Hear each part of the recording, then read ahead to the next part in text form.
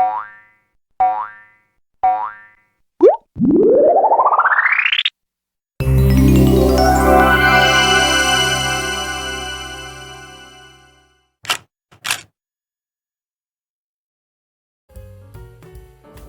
warahmatullahi wabarakatuh. Saya Dr. Mahesa Paranadipa. Dalam kesempatan ini ingin mengucapkan Selamat Hari Kesehatan Mental Sedunia tahun 2021. Saya berharap kesehatan mental mendapatkan perhatian yang sama sebagaimana kita menjaga kesehatan fisik, sosial, dan spiritual untuk meningkatkan kualitas kesehatan masyarakat Indonesia. Sekali lagi selamat Hari Kesehatan Mental Sedunia. Salam sehat selalu. Assalamualaikum warahmatullahi wabarakatuh.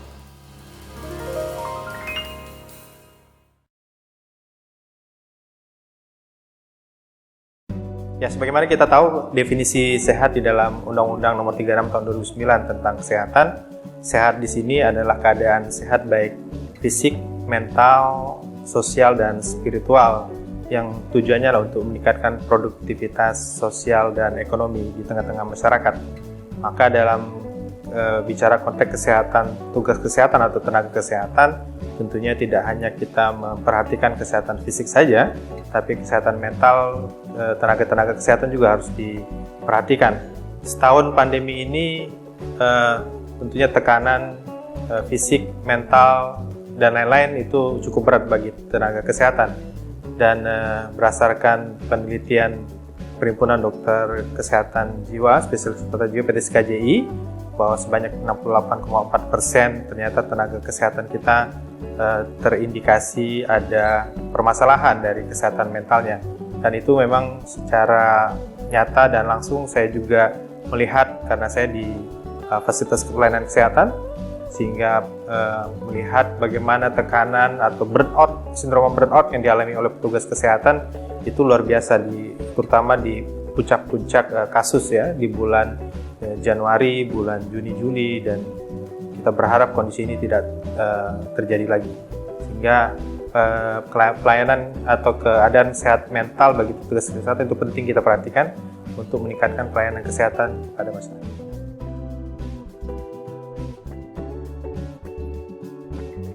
Ya, kalau berdasarkan teorinya dari kesehatan jiwa, beberapa gejala-gejala gangguan kesehatan mental bisa dilihatkan dari adanya kecemasan, kemudian depresi, bahkan ada beberapa kasus ada upaya-upaya untuk bunuh diri atau suicide ya.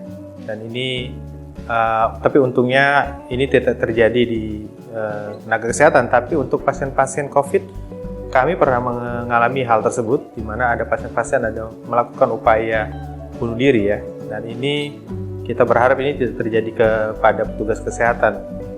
Di tengah lonjakan kasus, tentunya ada potensi atau resiko bisa terjadi kepada petugas kesehatan.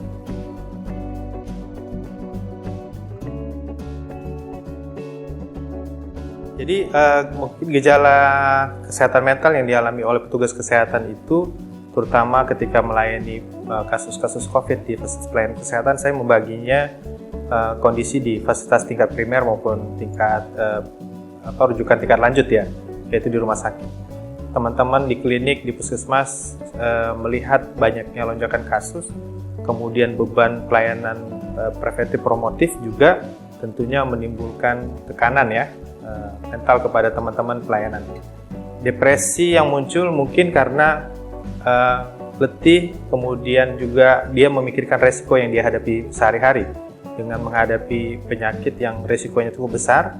Tidak hanya bagi dirinya, juga bagi keluarga yang mungkin dia ketika dia pulang ke rumah juga menimbulkan potensi tekanan ya, baik mental maupun fisik kepada petugas kesehatan.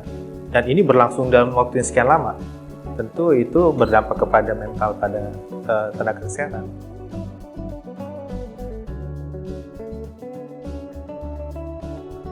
Kita melakukan langkah-langkah untuk mencegah ya munculnya gangguan kesehatan fisik dan mental bagi tenaga kesehatan.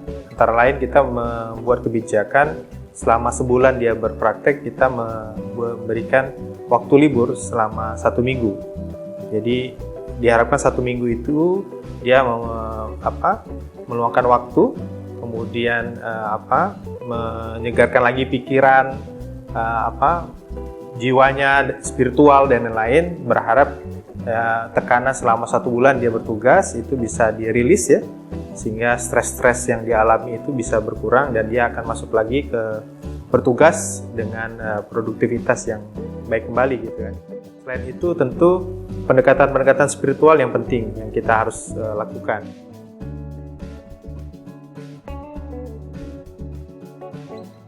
Kita sadari memang mereka butuh itu, tapi tidak semua tenaga kesehatan membutuhkan konseling, karena sebenarnya kan sejatinya pada setiap orang punya proses adaptasi ya masing-masing, atau proses pertahanan diri masing-masing baik secara fisik maupun mental ya, sehingga kondisi mental atau kekuatan mental setiap orang juga kita tidak bisa katakan sama. Nah, tapi yang terpenting adalah support dari semua pihak menurut saya. Jadi dari tempat kerja, keluarga, teman, sahabat dan lain-lain itu penting, karena kita tahu kan perjalanan di awal-awal pandemi bagaimana stigma yang muncul terhadap tenaga kesehatan itu luar biasa ya. Bahkan dilaporkan ada tenaga kesehatan harus terpaksa hijrah atau keluar dari tempat kontrak, tempat kosnya dan lain-lain karena ada stigma yang muncul di tengah-tengah masyarakat. Dan ini support kepada mereka untuk memberikan kekuatan untuk menjaga mental mereka itu yang penting. Secara nasional memang tidak ada program khusus ya untuk kesehatan mental bagi tenaga kesehatan ya. Kita tahu di awal-awal pandemi bahkan isu terkait dengan insentif juga menjadi isu kan. Itu juga menjadi bahan stressor juga teman-teman tenaga kesehatan. Tetapi kan kemudian saya ingat di bulan-bulan April, Mei, Juni sudah ada langkah-langkah dari pemerintah membicarakan tentang insentif. Dan itu memberikan semangat baru bagi teman-teman tenaga kesehatan di tengah pandemi, karena dengan perjuangan atau resiko yang luar biasa ya, mereka melihat masih ada kepedulian pemerintah untuk menghargai perjuangan mereka dalam pelayanan selama pandemi ini. Itu salah satu yang saya lihat dampak positif ya, memberikan motivasi dan dukungan kepada tenaga kesehatan.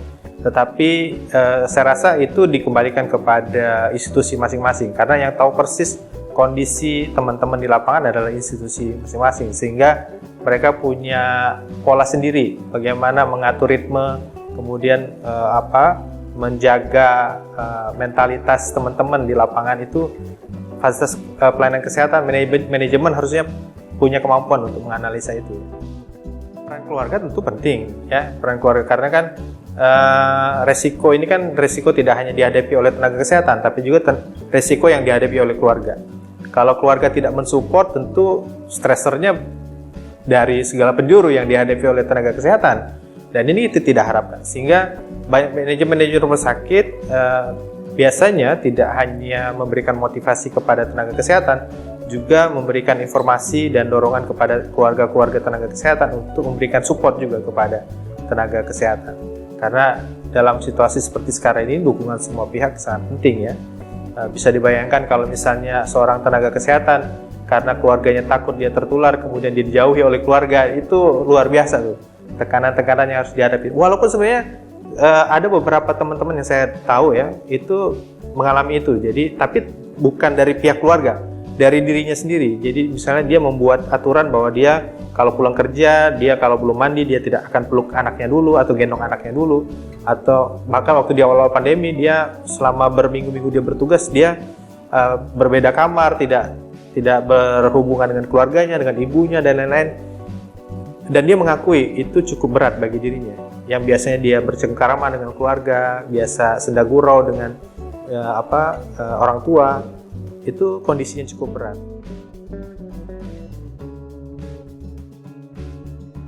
Ya, ketika stigma mulai muncul di mana-mana kan pemerintah gencar ya menyampaikan tolong jangan memberikan stigma negatif kepada tenaga kesehatan.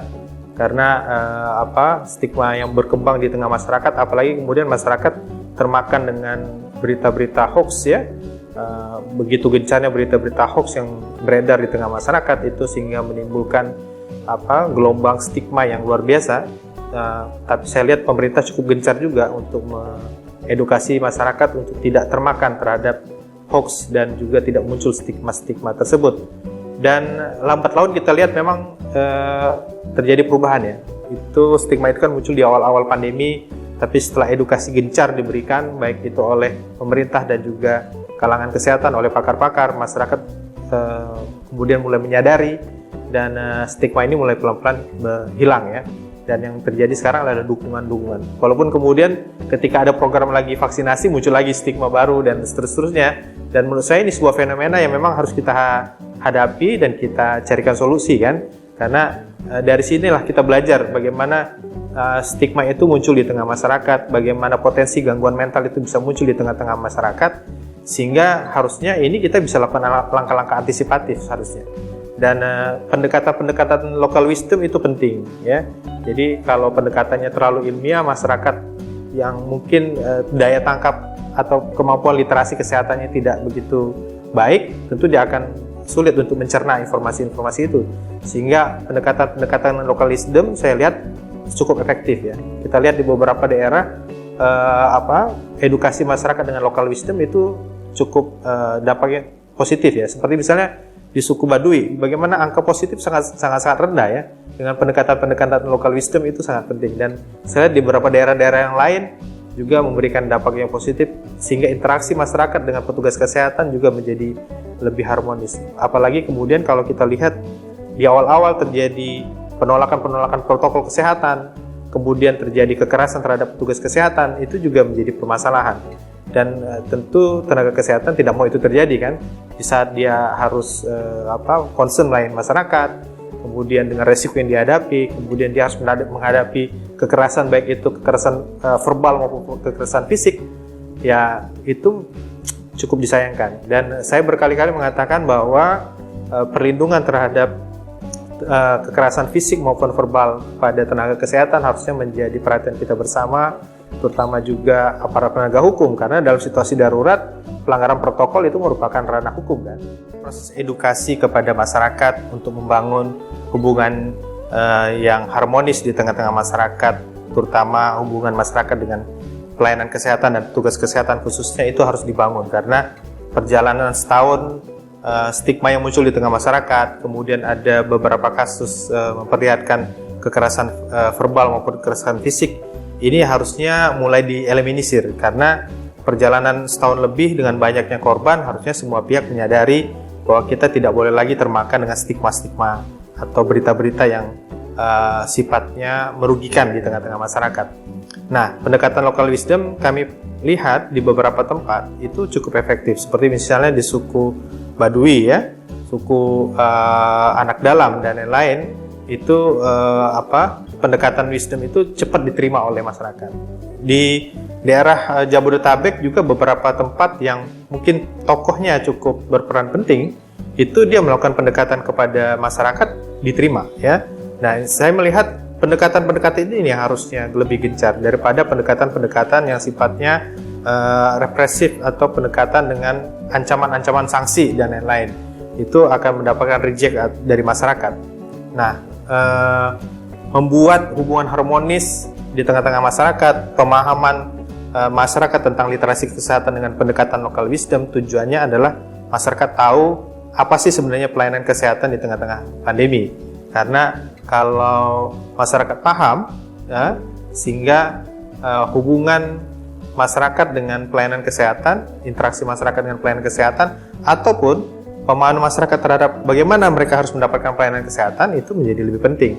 Ya, bagaimana kita lihat juga misalnya contoh munculnya berita-berita terkait dengan obat-obat COVID yang baru misalnya kan, kita lihat dengan cukup frustasinya masyarakat dengan kasus yang melonjakan ketika ada informasi obat baru, mereka merespon dengan cukup berlebihan menurut saya. Dan ini dikhawatirkan memberikan dampak negatif di tengah-tengah masyarakat. Sehingga pendekatan-pendekatan local wisdom itu penting supaya masyarakat paham bagaimana seharusnya mengkonsumsi obat, bagaimana harusnya berperilaku hidup sehat di tengah-tengah pandemi, itu harusnya dipahami ya.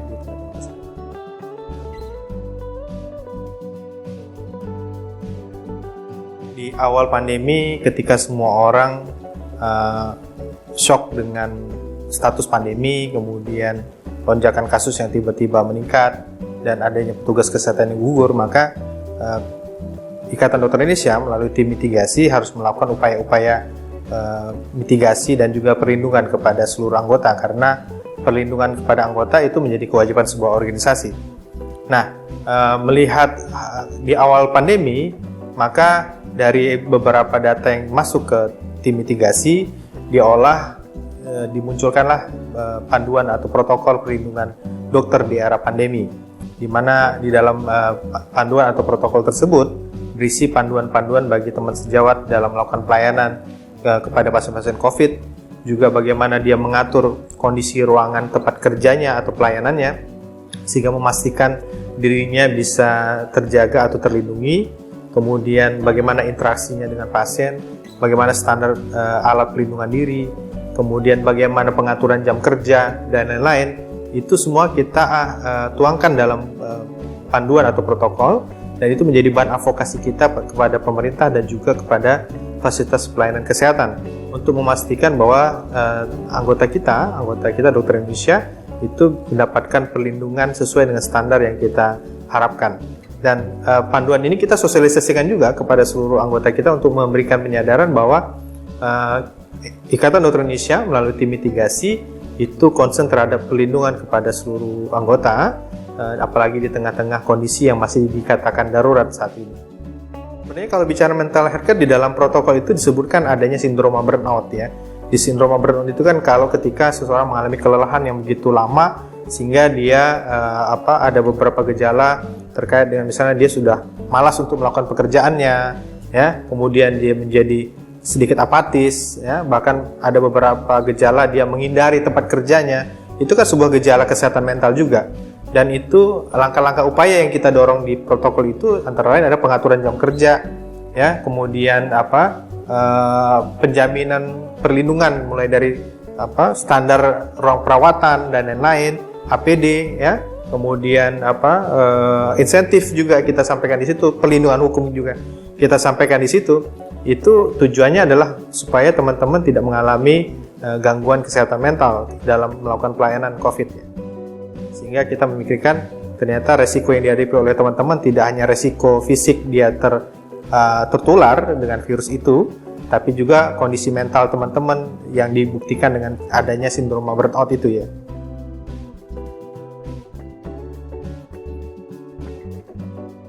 Dari beberapa catatan ilmiah mengatakan bahwa vaksin booster atau vaksin ketiga itu bisa meningkatkan daya imunitas seseorang yang sudah mengalami vaksin 1 dan 2, itu memberikan